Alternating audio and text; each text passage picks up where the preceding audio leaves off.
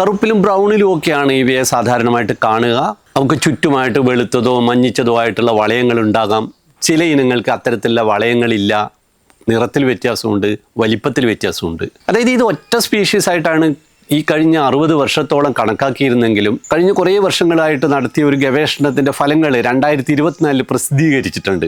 അതുപ്രകാരം ഇപ്പോൾ രാജവെമ്പാല എന്ന് പറയുന്നത് ഒറ്റ സ്പീഷീസ് അല്ലെന്നും 4 വ്യത്യസ്ത സ്പീഷീസുകളാണെന്നും തെളിഞ്ഞിട്ടുണ്ട്. അതായത് നമ്മുടെ പശ്ചിമഘട്ടത്തിൽ മാത്രം കാണുന്ന വേറെ എങ്ങുമില്ലാത്ത ഇനമാണ് നമ്മുടെ രാജവെമ്പാല.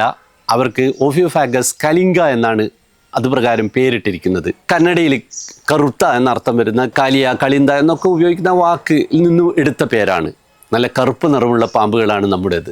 എങ്കിലും ഇണചേരൽ കാലത്ത് നമ്മുടെ രാജവെമ്പാലയിലെയും ആണുങ്ങൾ അത്ര കറുപ്പിലല്ല കാണുക.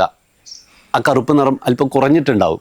അതേസമയം പെൺ രാജവെമ്പാലകൾ നല്ല എണ്ണ കറുപ്പിൽ തന്നെയായിരിക്കും. അതിൽ വളരെ വ്യക്തമായിട്ടുള്ള വളയങ്ങളും നമുക്ക് കാണാം.